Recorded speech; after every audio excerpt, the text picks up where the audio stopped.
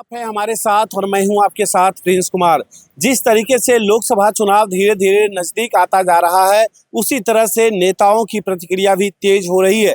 अभी अगर आप देखें तो 3 चरणों का मतदान संपन्न हो चुका है। चौथे चरण की मतदान की तैयारी चल रही है। उसी बीच राजद के अभी जो नेता हैं, खासकर बिहार विधानसभा के नेता प्रतिपक्ष तेजस्वी यादव जो हैं, आज लोगों के बीच जनसंपर्क के लिए जा रहे थे, लोगों का प्यार लेने के लिए जा रहे थे, लोगों को विश्वास दिलाने जा रहे थे।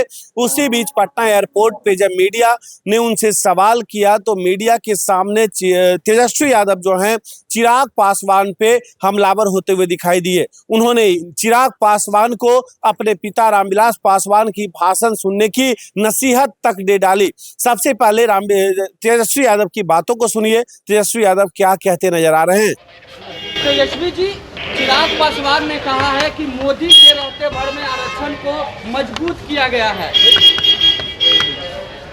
और देखिए, इस पे ज़्यादा हमको टिप्पा टिप्पणी नहीं करना है। चिराग पासवान जी तो खुद ही कहते थे कि भाई जो संपन्न दलित है उसको आरक्षण वापस लौटा देना चाहिए। और मोदी जी ने जो चिराग पासवान के साथ जो किया है, उनके पिताजी की मूर्ति को फेंकवाया, उनको घर को खाली करवाया, उनके पार्टी को तोड़वाया, उनके पार्टी का जो सिंबल बंगला था उसको छीनने का काम किया, उनके घर में चाचा भतीजे में लड़ाई लगवाई। फिर भी जो है चिराग पासवान जी मोदी जी के हनुमान बने हुए हैं। कोई भी खुदगर्ज आदमी अगर होता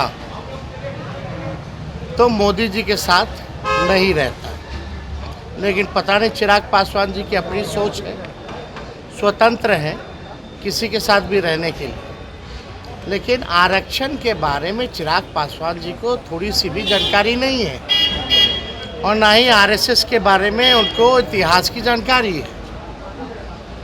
थोड़ा आरएसएस के बारे में जानकारी प्राप्त कर लेनी चाहिए, और जानकारी उनको तभी प्राप्ति हो सकती है जब अपने पिताजी का, रामविलास जी जो हम सबों के नेता थे, उनके भाषणों को वो सुने।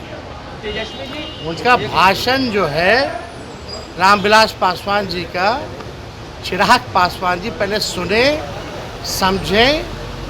उनके पिताजी ने कई बार ये बात कही कि बीजेपी आरक्षण को समाप्त करना चाहती है, दंगाई पार्टी है। इसके कारण उन्होंने केंद्रीय मंत्रिमंडल से इस्तीफा भी दिया था। तो ये सब लोग जानते हैं, लेकिन चिराग पासवान जी बेचारे नादान हैं, है ना। वो इधर उधर कोई भटका देता तो भटक जाते हैं। थोड़ी जानकारी ले करके बात करनी चाहिए। बीजेपी के मोदी जी हैं तो आरक्षण पर खतरा है, मोदी जी हैं तो लोकतंत्र और संविधान पर खतरा है। ये यथार्थ है, सच्चाई। कान बंद कर करके नहीं रहना चाहिए, आंख बंद करके नहीं रहना चाहिए। आंख खोल के, कान खोल करके देखना चाहिए कि भाजपा के नेता, सांसद, कैंडिडेट बार बार इस बात को कह रहे हैं 400 पार लाओ और हम संविधान को बदलेंगे। लेकिन विजय चौधरी कह रहे हैं कि जो रामकृपाल यादव हैं वो ऐसे उम्मीदवार है कि लोगों को चिंता खून से हो रही है। विजय चौधरी, अरे कौन किसके बारे में क्या कहता है, हम सबके ठेका लिए। बीजेपी के आप जनता ना मालिक है, मालिक तय करेगी। बीजेपी के सभा में आप कार्यकर्ताओं भी आपस में लड़ रहे हैं, तो सम्राट जी नाराज, सम्राट चौधरी को मंच छोड़ के भागना पड़ रहा है। चलिए, कोई नहीं, उनका आपने सुना किस तरीके से तेजस्वी यादव ने साफ कर दिया कि चिराग पासवान आज भले ही प्रधानमंत्री मोदी के हनुमान अपने आप को कहते हैं, लेकिन जिस तरीके से प्रधानमंत्री मोदी और बीजेपी ने चिराग पासवान के परिवार और पार्टी दोनों को तोड़ने का काम किया। उनके पार्टी का चुनाव चिन्ह बांग्ला छाप था, उसे भी उन्होंने सीज करवा दिया।